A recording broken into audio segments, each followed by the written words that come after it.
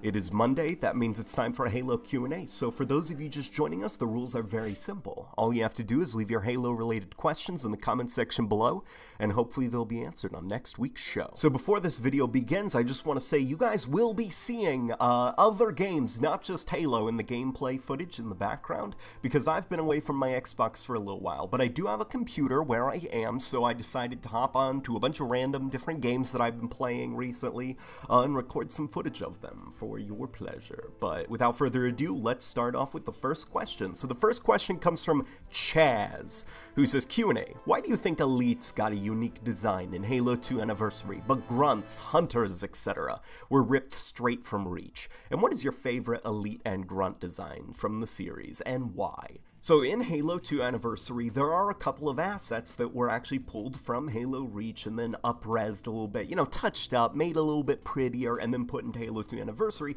And the reason actually that they did this is because, here, I want you to put yourself in the minds of a developer. Okay, so you're developing a new video game. It's a sequel or a remake or whatever. And essentially you get a lot of money and they say, okay, here's all the money that you have, the game has to be done by this date, and go. So what you'll probably do is you can think to yourself, alright, so I've got this budget, what I could do is spend this budget on making models from the ground up for the game, which will probably take away from designing the levels and stuff. Or what I could probably do is, this game over here has models that still look pretty good. We could rip them from the game, touch them up a little bit, which would save time and money, and just port them into the games. That way we can use the budget that we have and put it into other areas of the game, just to make the game look better.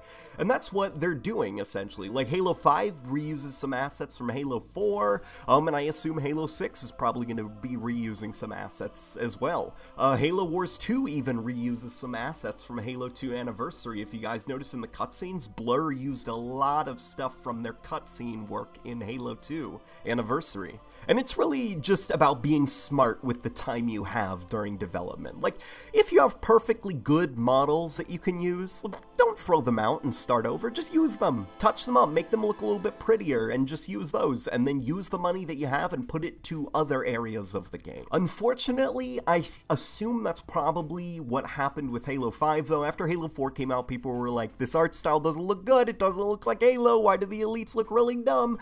And then for Halo 5, I assume it was probably like, oh crud, we gotta get this game done, and like, look, these models from Halo 4, they look awful, but they're technically usable, they're technically good, and just so we can get this game done on time, we'll just bite our tongue, we'll just use these models, and now what I think we're probably gonna see, now this is just me speculating, now that Halo 2 Anniversary is a thing, and we see that Halo Wars 2 was using a lot of Halo 2 Anniversary assets, we're probably going to see some more Halo 2 Anniversary assets used in Halo 6. Obviously, they'll be, like, altered a little bit, changed to look a little bit different, but we're probably going to see a move back towards the old art style just because now they have Halo 2 Anniversary they can begin pulling from. So we are going to move on to the next question, which comes from Trim Musician 308, who says, Q&A, do you think that Installation 01 will ever come to Xbox One, or maybe a Project Scorpio and PC exclusive, and what are your thoughts on Installation 01? So if you guys don't know, Installation 01 is this little Halo fan game that I've been playing. I say fan game, that doesn't sound right, because it makes it almost sound condescending. No, it's really cool. So these guys are developing, I can't talk right now, they're developing it in the Unity engine, they're building their assets from scratch, they've been in development for a little while now. Currently, it's pretty awesome what they got cooking. The point of the project is to kind of recapture the old feeling of Halo. So no sprint, no armor abilities, no Spartan abilities, none of that nonsense. It's just good classic Halo. It kind of feels like a little bit of a mix between Halo CE and Halo 3 gameplay-wise. And so far, it's been pretty awesome. There's a couple maps that I play tested on that obviously were not finished. There were a lot of, like, placeholder stuff because they haven't created the assets for them and stuff, but, like, what I've played so far is really good, and I am very excited for the final release. And I hope that Microsoft seeing people making these fan games in the spirit of classic Halo, I hope that that kind of wakes Microsoft up and makes them realize, like, Oh, people kind of miss classic Halo. Maybe we should invest in some kind of classic Halo game, or maybe some kind of Halo game on PC. But the possibility of Installation 01 coming to console, I don't think it's very likely, just because it would have to go through Microsoft first, and they'd be like, oh, you want to put your fan game of our intellectual property on our marketplace? No. So, and where with PC, you've kind of got a little bit more freedom because the PC is an uncontrolled marketplace. You know, Microsoft can't exactly control what goes up on the internet, although they could always issue cease and desist orders. But, like, if Installation 01 isn't bothering anybody and they're not kind of encroaching on 343's territory and they're remaining respectful and they release the game free and they don't try to make it seem like it's an official licensed Halo product from 343, then I assume Microsoft's gonna be like, fine, do whatever you want. Like, it's your fan game, just, you know. Don't try to encroach on what we're doing, son. And so I hope that that answers your question. So we're going to move on to a question from Wolfakin, who says, Halo Q&A. Do we know what happened to the Shipmaster in Halo 2 and 3? So the Shipmaster, Artas Vadum, so the Shipmaster, as far as I know, he did have actually a book written by Joe Staten, the old writer of the Halo series, during the Bungie days. He did have a book called The Shadow of Intent. I did not actually read the book. I did not get around to reading it. As far as I know, it's almost like a buddy cop team-up type story with Artas Vadum, partnering with, I'm just going to say the Shipmaster because I feel like a jackass trying to pronounce his name correctly. The Shipmaster partners up with this other female elite, I forgot her name, and it's essentially kind of like this buddy cop story where they're trying to hunt down a prophet that's on the run. As far as I know, that's what the story is. I'm too lazy right now to look up the actual description of it, but it seems like a cool book. It was received incredibly well, but I do know from a quick Google search that currently the status of the Shipmaster is he's being hunted down by the Office of Naval Intelligence, like the UNSC ONI. And if you guys don't know about the Office of Naval Intelligence, they're kind of like the stereotypical CIA spooks in the Halo universe. Basically, you've got the UNSC, which are traditionally okay, like they're good guys, you know, you got your Lord Hood, your Thomas Lasky, but then behind the scenes, kind of pulling strings, doing very evil things is ONI. They feel very, very xenophobic of other alien species. They are not happy that humanity is kind of starting to ally themselves with the elites, helping them on their homeworld, helping the Arbiter with his cause and stuff. And in fact, actually, Agent Locke, he used to work for ONI, and ONI had hired him to try and assassinate the Arbiter. The character Julem Dama from Halo 4, part of the reason that he's so angry and why he wanted revenge on the UNSC and stuff, and why he started his own little Covenant band, is because during the war, ONI basically captured him and were torturing him and experimenting with all these different toxins that they were creating to specifically target elites and stuff. Like, basically, he was a guinea pig for ONI. He was able to escape, and yeah, ONI killed his wife, and it's crazy. Yeah, basically, ONI are bad guys, and currently, right now, as far as I know, the Shipmaster is on the run from ONI. ONI's targeting him for some reason. So we are going to move on to Medhat Mustafa, who says, Q&A.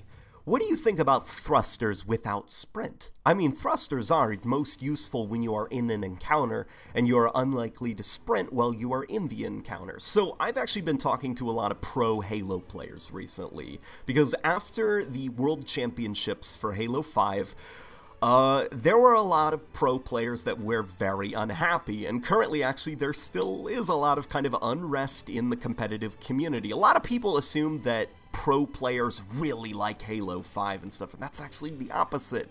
There are a lot of pro players that are not happy with Halo 5. They weren't happy with it. They really dislike the Spartan abilities and all that stuff, because it makes the game too easy to play. Like, it ensures that everybody can get a kill, because the game is now so easy to play. Like, there's no punishment for bad decisions, because you can just thrust, boost, jump out of the room. You can sprint everywhere you want. You can clamber up, like elevation basically has no purpose now. It doesn't matter if you're up on a building, the enemy can just clamber all the way up and then assassinate you. Like, basically it's kind of dumbed down the game a little bit in their eyes, but I have been talking to a lot of pro players, and funny enough, the one thing that they all seem to say, like, actually it's not that bad of an idea, is the thruster pack.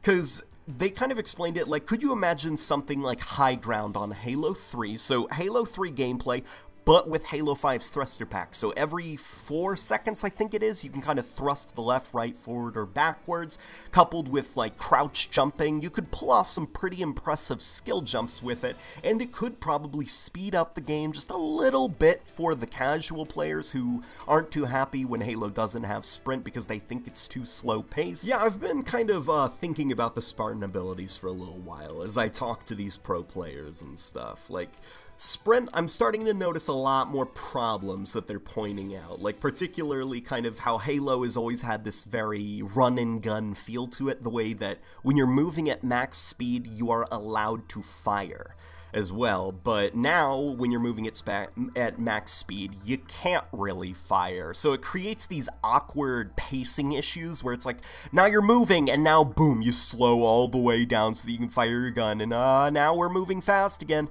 And so it creates this, like, basically all the maps have to be designed like long hallway that is clearly designed for sprinting, and now tiny room where you don't sprint, and so you can engage enemies, and then there's another long hallway that you can sprint down. And personally, I do think actually that the thruster pack would be pretty cool in a classic style Halo game. I could see it creating some very interesting encounters, while not being too crazy and wild if you can only use it like every 4 seconds or 5 seconds. And so, yeah, that is my stance on that. So we're going to finish this Q&A up with a question from Desert Aiden 266, who says, Q&A, do you think the 2013 Halo trailer of Chief in the desert with the Guardians could be on the Ark deserts in Halo 6? Or maybe this could show Chief looking for Mendicant Bias's help. So in 2013, there was a trailer for Halo on Xbox One. It featured Master Chief in a hilarious poncho. A giant space owl came out of the ground. It had orange lights on it, and then it said Halo in the clouds, and everyone cheered and clapped. At the time, we didn't know what this was about. People speculated what the space owl could be. Turned out it was the Guardians in Halo 5. Like, spoilers, they're, like, not actually that cool. They were a lot cooler in the trailer. And Master Chief never donned a hilarious-looking hoodie.